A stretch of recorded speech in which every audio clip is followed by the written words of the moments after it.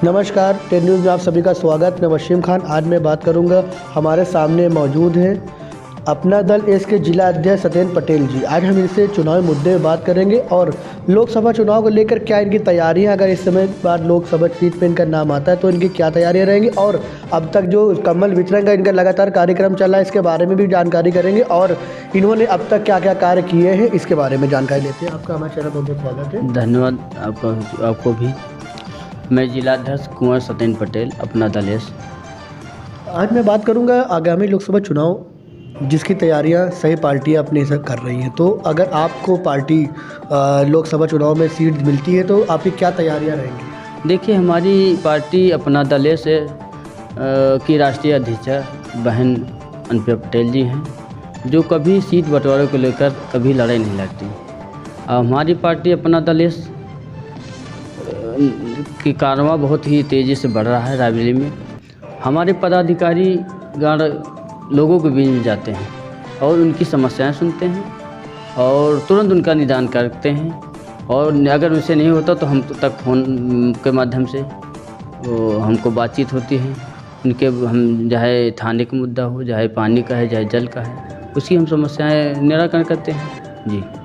तो और ये जानना चाहेंगे आपसे कि अभी आपका जो कार्यक्रम, लगातार खबरें भी आती रहती हैं कि आप जब से विगत जो ठंडी का वर्ष जब से स्टार्ट हुआ और अब शायद समाप्त होने को है, तो अब तक आपका जो कार्यक्रम चल रहा था जगह जगह कंबल वितरण का, छोटे छोटे बच्चों के लिए कपड़े भी और वस्त्र वितरण का, आपके यहाँ से जो कार्यक्रम लगातार रहा है, ये कब से रहा है और कब तक रहेगा? क्या चुनाव में इसका क्या योगदान है कि चुनाव जैसे नहीं अब तक देखा जाता है कि जो चुनाव का टाइम जब नज़दीक आने जाता है, जो भी राजनीतिक दल पार्टियाँ जो होती हैं वो जनता के बीच जाकर उनको लुभाने के लिए या फिर अपने आप को दिखाने के लिए मैं पार्टी के लिए कार्य करूंगा, या लेकिन जब चुनाव का जो मुद्दा जब जीत जाती कोई पार्टी उसमें आ जाती है तो उसके बाद में जनता को जो विकास के भी हम आपसे बात करेंगे वो नहीं होता। और आपका जो वितरण का कार्यक्रम है इसलिए कब से चल रहा है, इसके बारे में क्या कहना चाहेंगे? ये जनभाव भावना है हमारी, ये इसमें कोई चुनाव को लेकर कोई उसमें राजनीति नहीं होनी चाहिए।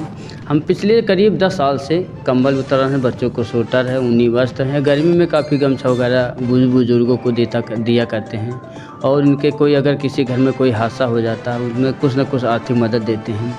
पिछले 10 वर्षों से हम लोग ये कार्य कर रहे हैं, और जब से हम कोरोना के समय में, कोरोना हुआ था 2020-22 में, 21 में, तो हमने करीब 3.5 महीने खाने का कार्यक्रम, मास्क है, और कुछ लोगों के बीच में जाते, 6 विधानसभा में जाया करते थे और लोगों को खाना देते थे।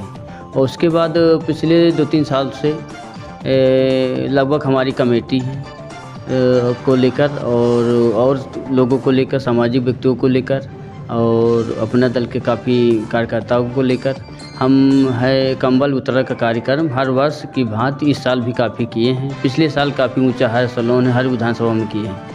इस बार भी लगभग 1.5 से 2 महीना हो रहा है कंबल वितरण बच्चों को कार्यक्रम। आप लोग मीडिया के माध्यम से आप लोग खुद देखा करते हैं, कार्य हमारा चल रहा है। इसमें कोई इस बार आपका पार्टी अगर आपको टिकट मिलता है तो आप क्या तैयारियां रहेंगी, क्या चुनाव की मुद्दे पर? देखिए, हमारी लगभग कमेटी तैयार है, सभी विधानसभाओं में हमारे कार्यकर्ता एकदम तैनात हैं। अगर हमको टिकट मिलता है, अपना दल इसको टिकट अगर लोकसभा में मिलता है तो हम लगभग कमेटी तैयार है, हम चुनाव लड़ने के लिए एकदम तैयार है। अगर सहयोगी दल पार्टी बीजेपी ही भी अगर हमारा सहयोग करेगी तो हम लोग जीत जाएंगे जी। बीजेपी का कहना है इस बार कोई भी पार्टी उनकी टक्कर में नहीं है। अभी शायद बीते दिनों 2 दिन पहले सुरेश खन्ना जी का भी दौरा रायबरेली था।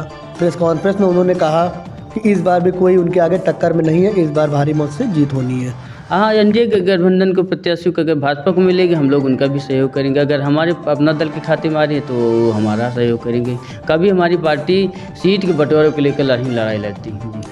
तो जी आपसे बात करना, एक सवाल पूछना चाहूँगा कि जो रायबरेली से अब तक बीते 5 सालों से या 10 सालों से जब भी चुनाव रहता है तो लोग कहते हैं कि रायबरेली में विकास की अगर बात करें तो विकास देखने को नहीं मिलता, सिर्फ कागजों में विकास है। अभी भी 5 साल पहले भी यही था, और अभी जब चुनाव हुए थे जो इसमें चेयरमैन जिसमें चुने जाते हैं इसमें अभी अगर जो चेयरमैन यहाँ रायबरेली से जो बनाए गए नगर पालिका अध्यक्ष, उन्होंने भी इस बार कोई काम, क्योंकि वार्ड से भी आप जाते होंगे जब वितरण कर रहे हैं तो गांव शहर सभी जाते होंगे, तो आपने रोड की भी समस्या देखी होगी, लोगों की जन समस्या देखी होगी, रोड नालियों की जो समस्या जहाँ पे थी आज भी वही है। बात करें कुछ पुल हैं, कुछ रोडें हैं जो आज भी गड्ढा मुक्त, बातें तो की जाती हैं लेकिन वो आज भी विकास नहीं है। तो क्या लगता है कि अब तक विकास क्यों नहीं है और विकास समस्याएं हमारे संज्ञान में डाली जाती हैं, उनको हम बीच में जाते हैं। जैसे वो जल योजना के तहत सीवर लाइन है, इसे वो खोद दिया जाता है, काफ़ी दिनों से ठेकेदार बनाते हैं, ठेकेदारों की भी गलती है, उसमें सरकार की इसमें नहीं रहती है।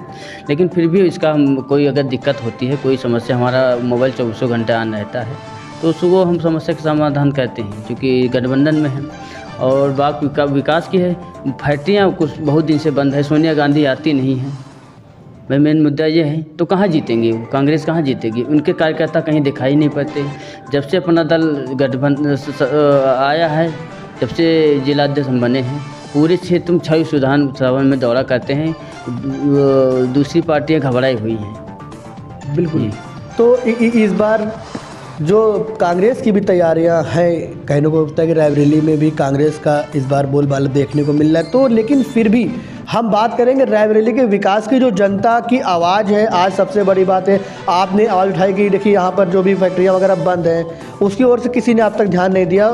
तो आपने क्या इसके लिए किया, क्या आपने इस पर दौरा किया, आप क्या? पिछली कार्यकाल करीब कांग्रेस 10 साल से लगातार रही है, उसके बाद करीब फैक्ट्रियाँ जितनी हैं सब बंद पड़ी हुई हैं। लोग बाग मंत्री विधायक बन जाते हैं, लेकिन फैक्ट्री बन जाए, रोजगार के विषय में चर्चा नहीं करते हैं। अगर हमारी सरकार बनती है, हमारे प्रत्याशी अगर जीतता है, तो निश्चित तौर पर आपको हम अवगत कराते हैं कि जो बंद पड़ी फैक्ट्री हैं, करीब 25 से 30 फैक्ट्री बंद पड़ी हैं, वो चालू होंगे और रोजगार, लोगों को रोजगार मिलेगा। और कांग्रेस निश्चित ही आपकी हारेगी यहाँ पर। लेकिन लोग कहते हैं बेरोजगारी बढ़ती जा रही है, कोई रोजगार नहीं मिलता, नवयुवक भी जो हैं उनकी भी यही है शिकायतें, और भ्रष्टाचार की भी बातें आती हैं सामने, वो तो एक अलग विषय है। लेकिन अगर बात करें यहाँ पे रोज़गार के लिए, तो बहुत से रोज़गार ऐसे लोगों बंद हो चुके हैं जिससे नहीं चल पा रहे हैं। अभी हॉस्पिटल की बात करें तो हॉस्पिटल में भी आप देखा होगा कि प्राइवेट एम्बुलेंस को भी बंद कर दिया गया, उससे भी काफ़ी रोज़गार पे असर पड़ा है।